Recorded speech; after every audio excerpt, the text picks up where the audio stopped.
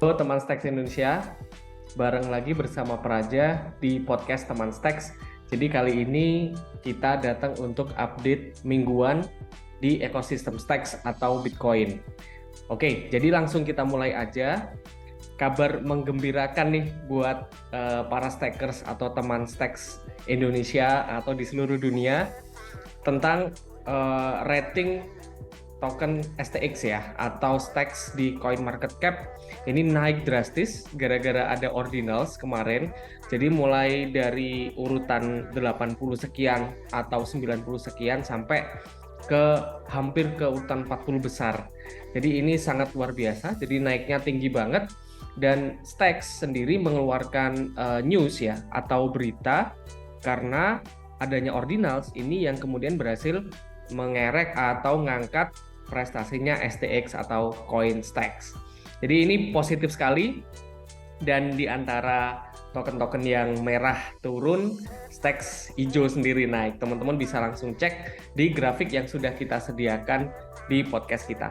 Dan podcast kita sekarang sudah hadir di Spotify melalui Anchor FM. Jadi kalau misalkan teman Stacks Indonesia mau follow kita di Spotify, jangan lupa klik podcast teman Stacks Indonesia, langsung di situ nanti akan keluar podcast kita. Jadi selain Substack, YouTube, sekarang kita juga ada di Spotify. Oke, jadi kita mulai mengulas event yang kemarin kita adakan di Yogyakarta pada tanggal 25 Februari 2023 kemarin di Retter Coffee ya. Terus kemudian di Surabaya di Warung Joglo Merah Putih tanggal 24 Februari. Jadi terima kasih, kita mengucapkan banyak terima kasih kepada semua audiens yang sudah hadir di Jogja maupun di Surabaya. Kemarin seru banget, terutama pembahasan tentang dasar-dasar blockchain dan dasar-dasar cryptocurrency. Nggak ada yang nyangka sebelumnya kalau misalkan teman-teman pemuda nih itu antusias juga ya ternyata untuk mengikuti pembahasan ini. Jadi kemarin juga ngebahas tentang Bitcoin, sejarah uang digital, sejarah cryptocurrency, terus kemudian apa pentingnya buat keseharian kita dan apakah kemudian ke depan ini akan menjadi salah satu pilihan teknologi atau teknologi-teknologi terpilih yang nantinya bisa membantu kita dalam mempermudah keseharian kita. Jadi terima kasih, insya Allah bulan depan kita adakan lagi ya. Jadi tunggu aja pengumuman dari kita di sosial media kita, bisa lewat Twitter, Instagram, YouTube, atau Medium. Kemudian ada juga di website kita atau di blog kita dan Spotify kita, info-info terupdate untuk acara Stocks ID Talks yang akan kita selenggarakan bulan depan. Terima kasih dan semua ulasan tentang itu bisa dicek di Medium kita yang sudah ditulis oleh Chapter Lead Indonesia, Mas Puji. Baik, itu informasi dari Stacks Chapter Indonesia. Sekarang kita mulai masuk ke info-info yang sudah disediakan oleh Milk Road Newsletter. Nah, ini ada Milk Road Newsletter melaporkan bahwa di SEC melaporkan Kwon itu dengan tuduhan penipuan kepada investor. Jadi SEC ini melaporkan si Kwon ini ya, yang punya Terra Luna kemarin itu dilaporin atas tuduhan penipuan kepada investor. Jadi Kwon ini juga dikenakan tuduhan menjual sekuritas yang tidak terdaftar dan melakukan kebohongan terhadap Chai. Atau Chai ini adalah nama aplikasi pembayaran di Korea Selatan.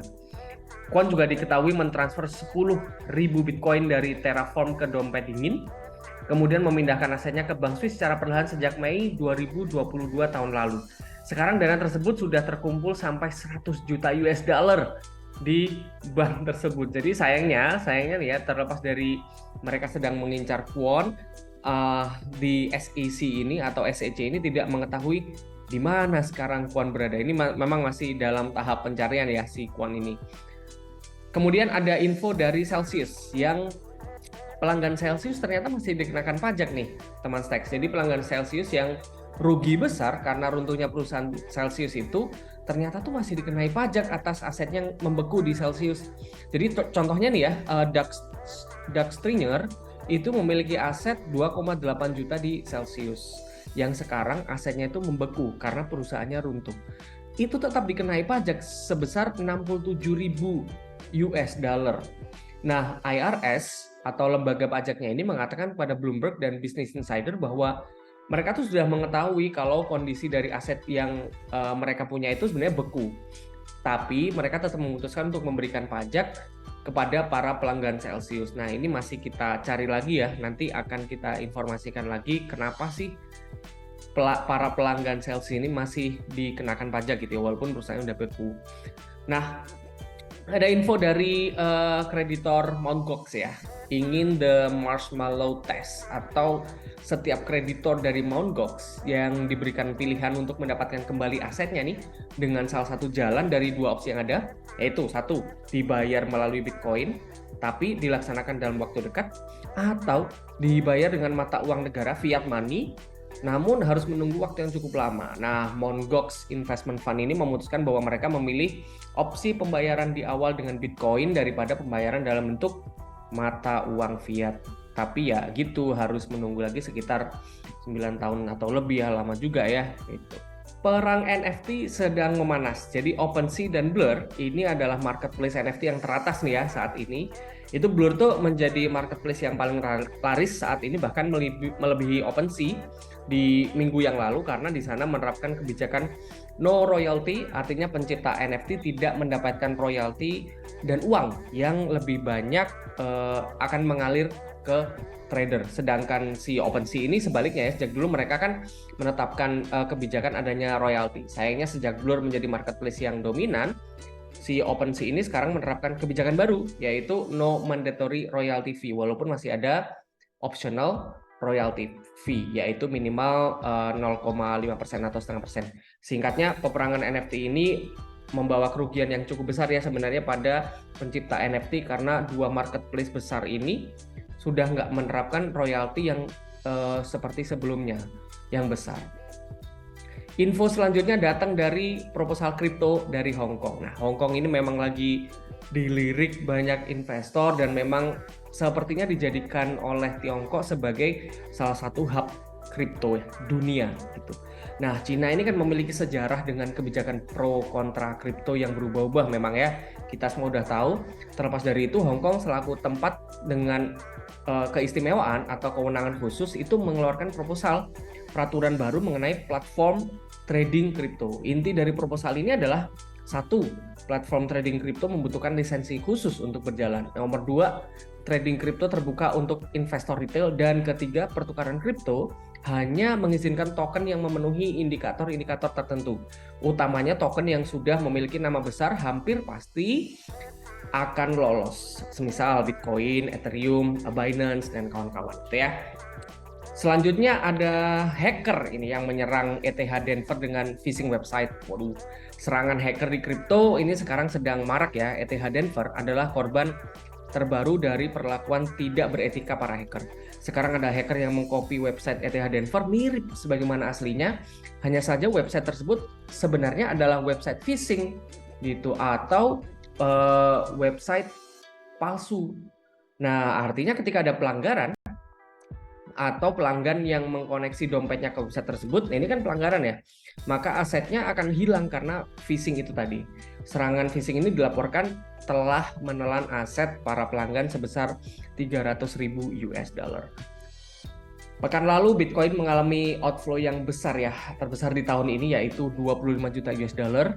Hal ini menggambarkan sentimen yang sebenarnya kurang baik juga pada Bitcoin. Nah, ada info dari The Proof of Conference, sebuah ekstravaganza NFT yang dijadwalkan di bulan Mei besok di Los Angeles, batal untuk diadakan karena kurangnya minat nih dari masyarakat, sehingga NFT-nya terjual lebih sedikit dari yang sudah ditargetkan sebelumnya. Jadi bagi para pemberi tiket ya, yang beli tiket, yang tiketnya itu berbentuk NFT itu tadi, itu ngerasa dirugikan dong. Maka NFT tersebut dapat di-refund kepada panitia. Terus kemudian Stacks meningkat drastis. Memang ya, Stacks ini meningkat drastis karena ada dua hal. Yang pertama, Stacks Network memperkuat NFT di Bitcoin. Jadi karena Stacks itu sendiri sebenarnya membuat para pengembang untuk membuat dan mengeluarkan smart contract di Bitcoin ya, sehingga Bitcoin itu utilisasinya bisa dikembangkan lagi. Terus kemudian 2, Stacks telah diterima oleh SEC sejak tahun 2019 sehingga token STX ini dapat ditukarkan pada kripto di US dengan aman. Terakhir ada info dari Google dan Tezos yang bekerja sama. Jadi Google Cloud akan menjadi platform cloud computing pertama yang akan menjadi validator jaringan di Proof of Stake. Jadi di network tersebut, validator berfungsi untuk memverifikasi transaksi yang terjadi dan mendapatkan keuntungan yang lumayan lah ya dari transaksi-transaksi tersebut. Kerjasama ini memungkinkan Google Cloud dan penggunanya menjadi validator di Tezos Blockchain untuk membangun aplikasi DeFi. Hal ini merupakan kabar bagus tentunya karena perusahaan Web2 sekarang sedang memandang Web3 sebagai partner, not as competitor. Bukan sebagai penerus juga ya, di mana hal tersebut adalah sikap dan kabar positif sebenarnya untuk kedua belah pihak. Teman Stacks Indonesia semua jangan lupa cek product of the week kita yang tetap sama di bulan Februari ini, Monitor Gaming yang tentu saja bisa memuaskan hasrat ngegame teman Stacks semuanya. Dan jangan lupa untuk support our community, baik bisa melalui support online maupun support offline. Bulan depan tunggu Stacks hadir di Yogyakarta dan Surabaya lagi melalui program Stacks ID Talks. Terima kasih, sampai jumpa.